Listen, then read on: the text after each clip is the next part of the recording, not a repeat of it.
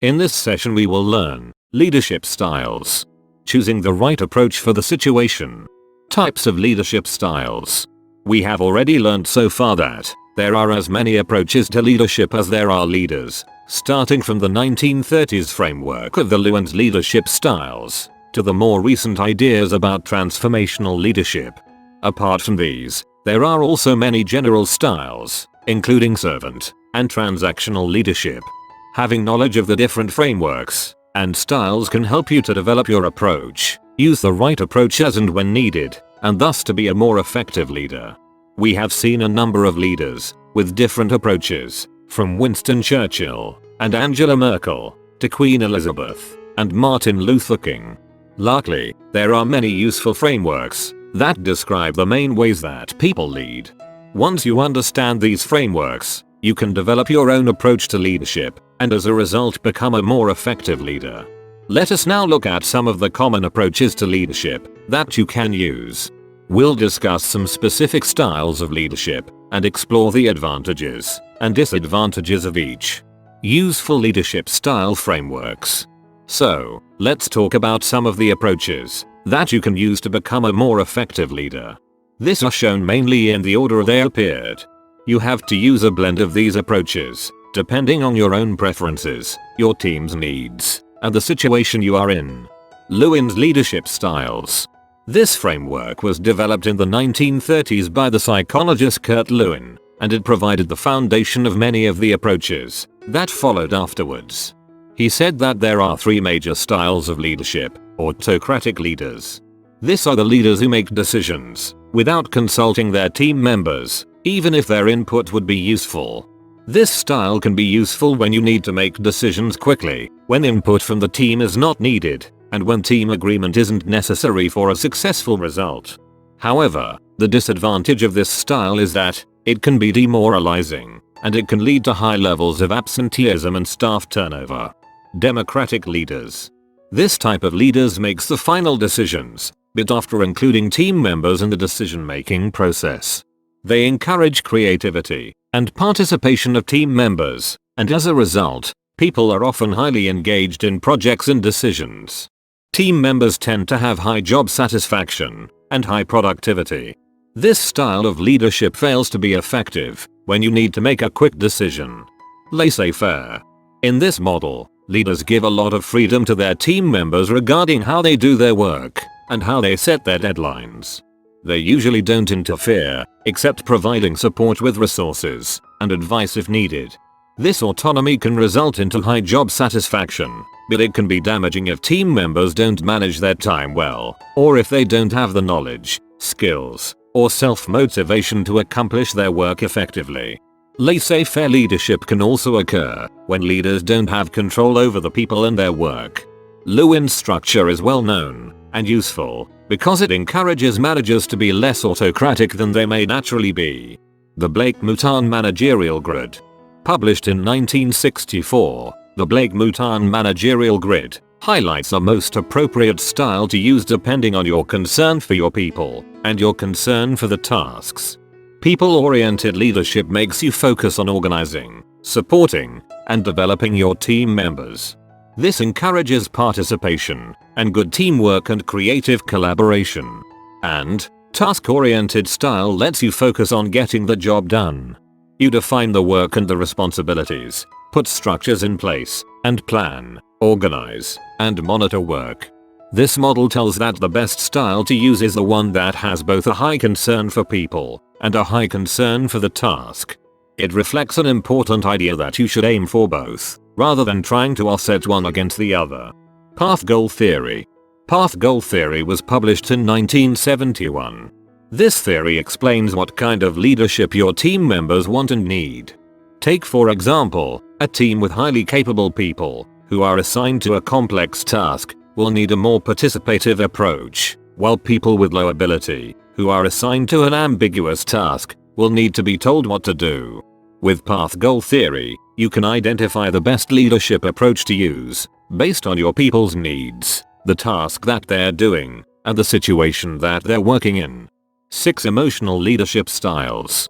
The 6 Emotional Leadership Styles theory was given by Daniel Goleman, Richard Boyatzis, and Annie McKee in their book, Primal Leadership, in 2002.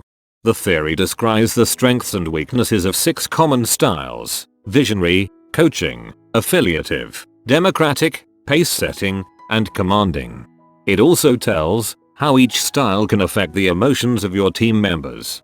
Flamholtz and Randle's Leadership Style Matrix was published in 2007, and it shows the best style to use, depending on how much people are capable of working autonomously, and how creative or programmable the task is.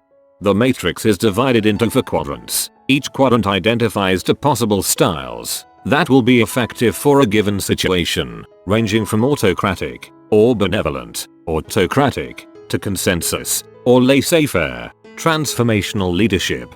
Transformational leadership is often the best leadership style to use in any business. This was then further developed in 1985. Transformational leaders have integrity and high emotional intelligence. They share vision of the future, motivate their people, and communicate well. They're also typically self-aware, authentic, empathetic, and humble. These types of leaders expect the best from everyone, thus they inspire their team members and hold their own self accountable for their actions. They set clear objectives, and they have good conflict resolution skills. This leads to high productivity and engagement. Specific leadership styles. Apart from understanding the frameworks that can be used to be a more effective leader and knowing what it takes to be a transformational leader, it's additionally helpful to learn about more general styles and their advantages and disadvantages. Let's look at some other styles of leadership that are interesting, however don't fit with any of the frameworks above. Bureaucratic leadership. Bureaucratic leaders are the ones who follow rules rigorously and make sure that their people follow procedures precisely.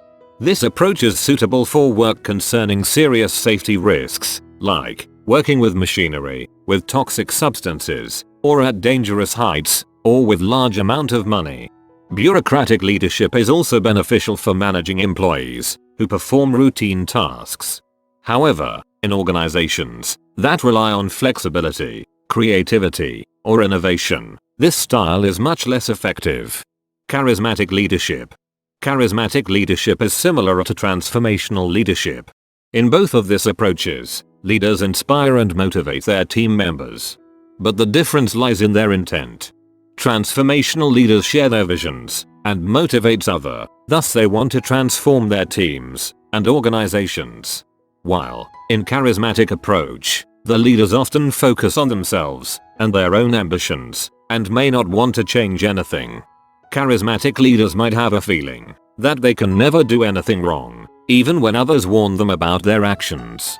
This feeling of invincibility can be severely dangerous and damage a team or an organization. Servant leadership. The term servant leader is used for someone who leads simply by meeting the needs of the team, regardless of level and without any formal recognition as a leader. There are advantages of this kind of approach. The leaders have high integrity and lead with generosity. They often lead by example. Their approach generally creates a positive corporate culture, and it can lead to high morale among team members. Supporters of this approach suggest that it's a good way to move ahead in a world where values are increasingly important and where servant leaders can achieve power because of their values, ideals, and ethics. However, there are also some opinion that the servant leaders can find themselves left behind by other leaders, particularly in competitive situations. This style is also time-taking to be applied correctly and have necessary outcome. It is not suited well for situations where you have to make quick decisions or meet tight deadlines. Transactional leadership. This style of leadership argues that team members agree to obey their leader when they accept a job. The transaction usually entails the business enterprise paying team members in return for their effort and compliance on a short-term task. The leader has a right to punish team members if their work doesn't meet an appropriate standard. Transactional leadership is found in many business leadership situations, and there are some advantages of this approach too. Like, there is clear-cut details of everyone's roles and responsibilities.